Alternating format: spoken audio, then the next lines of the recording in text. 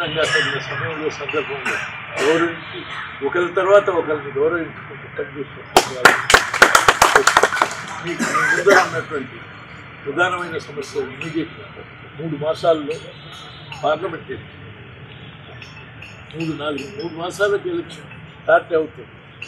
ఆ తర్వాత బహుశా 3-4 నెలల 4-5 మాసాల్లో సర్పంచ్ ఎన్నికలు, ఓ సంవత్సరం తర్వాత మళ్ళీ మున్సిపాలిటీ.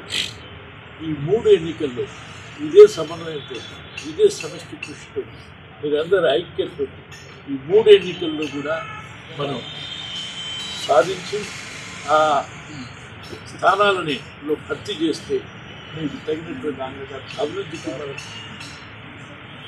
చాలా ఇబ్బంది తక్కువైతే తెలియజేస్తుంది.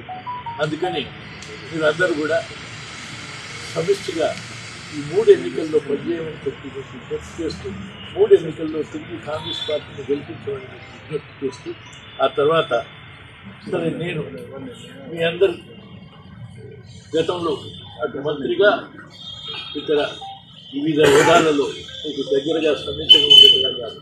మీరు నన్ను అభిమానిస్తున్నారు, నేను దగ్గరగా మిమ్మల్ని అవసరమైన పని చేయాలని.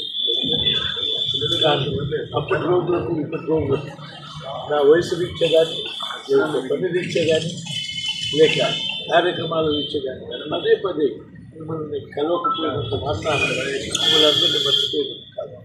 కానీ ఎవరి ద్వారా ఎప్పుడు ఎట్లా పనిచేయాలనో ఆ పని పూర్తవుతాం. కానీ పదే పదే కలవలేదని ప్రతి వాళ్ళు మా ఇంటికి రమ్మంటే, మీ ఇంట్లో ఉన్నాయని అటు ఇటు తిరగలేకపోతున్నారు.